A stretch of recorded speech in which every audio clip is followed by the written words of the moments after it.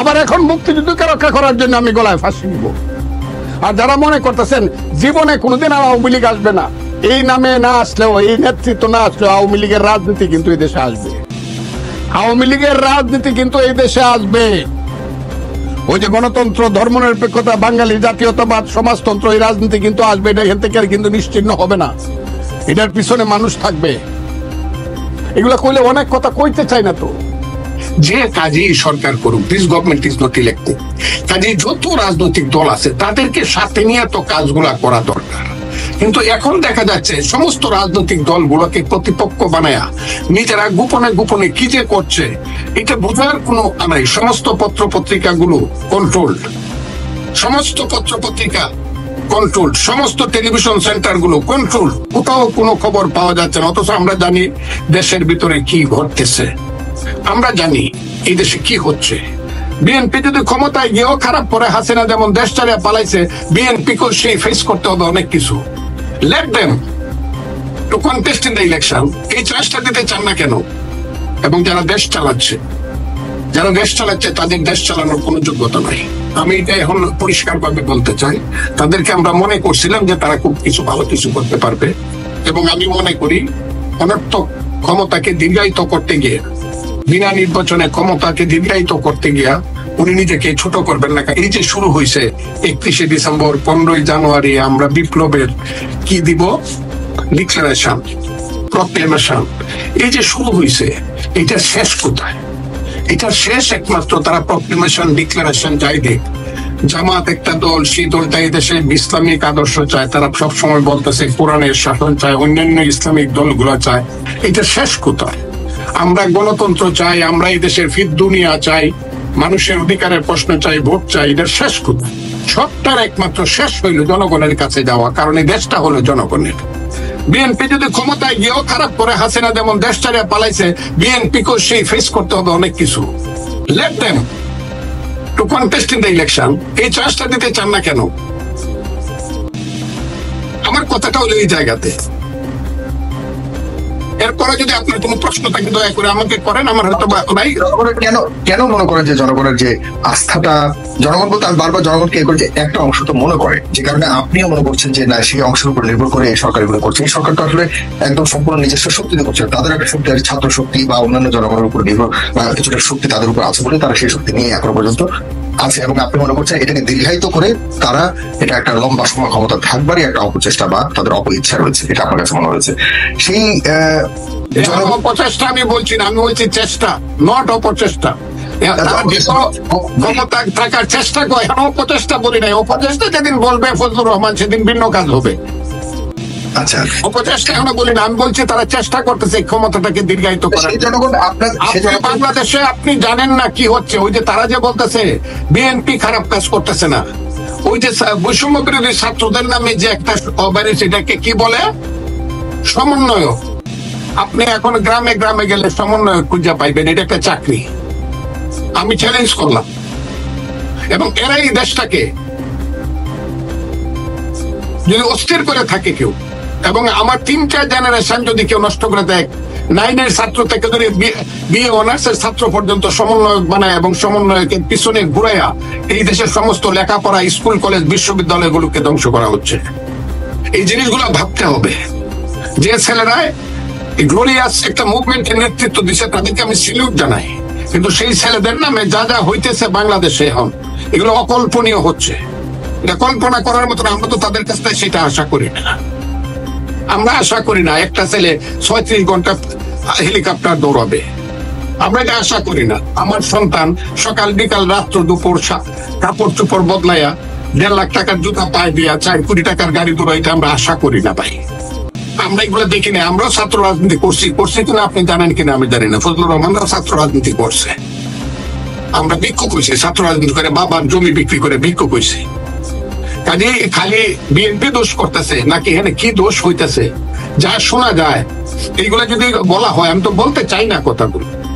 কাজে আমি মনে করি দেশকে বাঁচানোর জন্য ফখরুল ইসলাম আলমগীর অতি দ্রুত বলছে, আমি অতি দ্রুত বলতেছি না, জুলাই আগস্টে না হইলেও আরো 3 মাস সময় নেওয়া হোক, ডিসেম্বর পর্যন্ত তারা একটা রোড ম্যাপ দেখ, উইক ডেট, যে এইভাবে ইলেকশনটা হবে। রোড ম্যাপ দেখ। আজকে কইতাছে 60টা প্রদেশ করবো, 60টা প্রদেশ করলে তো 60-40 বছর লাগবে সবকিছু করতে। আজকে বলতেছেন এই স্থানীয় সরকার ইলেকশন করতে হবে। এইভাবে বিভিন্ন ধরনের চল ছুতায় ক্ষমতায় থাকা, ক্ষমতাকে দীর্ঘায়িত করার যে এই যে চেষ্টা, এই চেষ্টাটাকে আমরা ভালো, এই দেশের মানুষ ভালো চোখে দেখতেছে বলে আমরা মনে করি না। আর আমি ভাই চাবো না কেন, একটা জিনিস আমি যেখানে জানি যে ইলেকশন হইলে পরে আমি ইলেকশনটা চাবো না কেন, কেন আপনি বলেন? আপনার ক্ষমতা হলে আপনি চাইতেন না নাকি? এখন আপনি জানেন যে আপনি ভোট হলে মেম্বারের ভোট পাইবেন না, কাজে আপনি কূট কৌশল করতেছেন ইলেকশন না করার জন্য। আপনি তো মেম্বারের ভোট পাইবেন না, কাজে আমি ভোট পাবো, আমি এমপি হব, আল্লাহ যদি আমাকে দেয়, আমি দেশের রাষ্ট্র ক্ষমতার দায়িত্বে আসবো এবং মানুষের সেবা করবো। এই দায়িত্বটা আমি পাইতে যদি চাই, আপনার এত আমার প্রতি আপনার তো হিংসা হয় কেন? এবং আমরা কিছু ইলেকশন চাইলে ভারতের দালাল, ইলেকশন চাইলে পরে আমরা সব সর্বনাশ করে ফেলতেছি। আমাদের ছেলেরাই তো এদেশে মরছে। এইবারে যে আন্দোলন হয়েছে, এই আন্দোলনে 400-র উপরে সন্তান মরছে। যে আজহারিকে দিয়ে বক্তৃতা করায়, সিলেট তো আজহারিকে বাধা দিচ্ছে। আমি তাদেরকে অসম্মান করতে চাই না। পৃথিবীর কোন দেশে এইভাবে রাতের পর রাত মাইক লাগায় পৃথিবীর? সৌদি আরব, জামাত এবং বিএনপি দুইটা রাজনৈতিক দল, দুইটা রাজনৈতিক দলই তারা নিজেদের স্বার্থে কাজ করে। যখন জাতীয় স্বার্থে এসে একমত হয় তখন একসাথে কাজ করে। আবার যখন মনে করে যে আমাদের ব্যক্তিগতভাবে আমাদের দলীয় স্বার্থ প্রয়োজন, তখন দলীয় স্বার্থে কাজ করে। তাতেও কোনো আপত্তি নাই। আপত্তি ছিল সেই জায়গাতে যখন একজন মনে করে আরেকজনের কাঁধে পা দিয়ে বন্দুক রেখে আমি ক্ষমতায় যাব, তাকে কালিমা যুক্ত করে, মুশরিলিপ্ত করে, সেইখানে এই এত বাকবাকুম করেন কেন? কয়টা সিট পাবেন কোথায়? জামাতের কি কয়টা? তাদের ক্যাডার আছে, তাদের ব্যাংক আছে, তাদের হসপিটাল আছে, তাদের হাতে টাকা আছে, মধ্যপ্রাচ্যে লিল্লা আছে। এগুলা করে টাকার মালিক হয়েছে। শিবির করলে টাকা দিয়ে লেখাপড়া করতে হয় না, ব্যারিস্টারি পর্যন্ত বা আল-আজহার বিশ্ববিদ্যালয় পর্যন্ত। কেউ কোনো টাকা পয়সা আনতে হয় না। এইসব দল করার জন্য বহু লোক এই দেশে আছে, তারা করতেছে। সেই সংখ্যাটা যাই হোক, কিন্তু ভোটের বেলায় গিয়া দেখেন। আমি তো বলি যে এই যে আজহারিকে দিয়ে বক্তৃতা করায়, সিলেট তো আজহারিকে বাধা দিচ্ছে। আমি তাদেরকে অসম্মান করতে চাই না। পৃথিবীর কোন দেশে এইভাবে রাতের পর রাত মাইক লাগায় পৃথিবীর?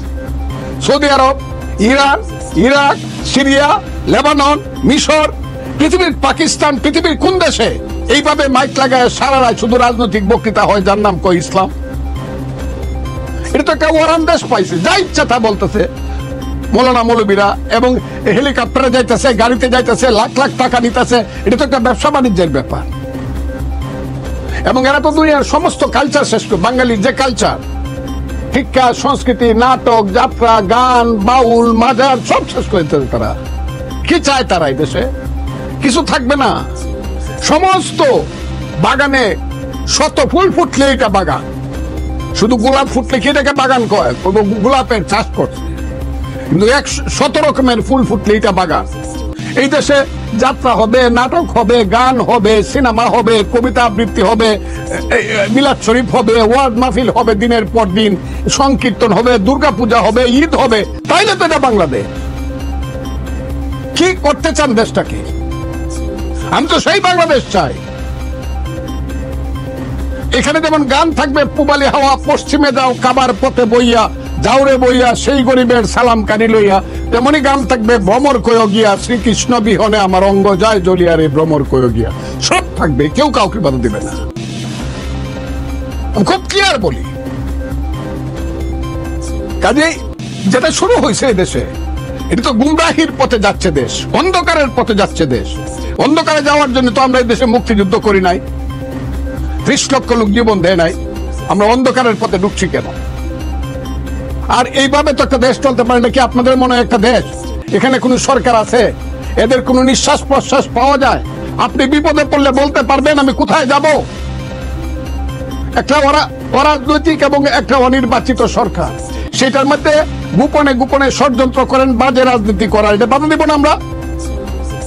আমাদের বয়স 72 বছর হয়েছে, আমি 77 বছর হয়েছে, আমি 60 বছর পলিটিক্স করি, দেশের জন্য সব শেষ করছি। আপনারা যা ইচ্ছা তা করবেন, আমরা আমাদের কথা বলবো না?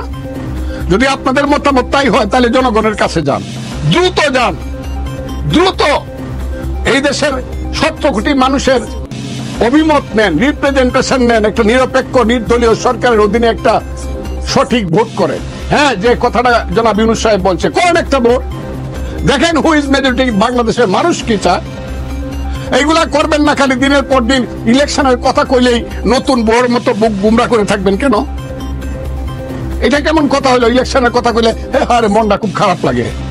বিনা ইলেকশনের ক্ষমতাতে কি চান আপনারা? চেহারা তো এক একজনের লাল টুকটুকে হইতেছে, আপেলের মতো হইতেছে, দেখতেছি তো। মানুষ কি চোখ বন্ধ করে রাখবে? বিবেক বন্ধ করে রাখবে? কিছুই বলবে না মানুষ। আপনারা তাই করতেছে।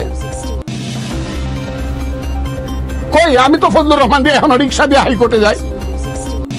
আমি ড্রাইভার রাখতে পারি না বলে গাড়ি চালাতে পারি না, তেলের দাম দিতে পারি না বলে গাড়ি চালাতে পারি না। আমি সেটা নাইবা বললাম, আমার ছেলে পেলেরা কি করে? এত সালা তুলে খায় না, সবাই কাজ করে খায়। সবচেয়ে ছোটটা ব্যারিস্টার, কাজে উপরের গুলা কি বুঝবার চেষ্টা করে। আমি একটা গাড়ি চালাতে পারি না, আপনার 4 কোটি টাকা দামের গাড়ি চালান কেমনে? কি করে 25টা গাড়ি লইয়া 50টা মাইক্রোবাস নিয়ে এখানে যান? কেমন করে 100 গেট করেন বাড়িতে গেলে পরে? এগুলা কি? এটা তো অপসংস্কৃতি। রাজনীতি আপনারা ধ্বংস করে দিচ্ছেন, আমাদের ভবিষ্যৎ জেনারেশন কথা আপনারা ধ্বংস করে দিচ্ছেন। এই দেশ থাকবে না যতদিন চন্দ্র সূর্য উঠবে, কিয়ামত না হবে ততদিন আল্লাহ এই দুনিয়া বাংলাদেশ থাকবে, বাংলাদেশের স্বাধীনতা থাকবে।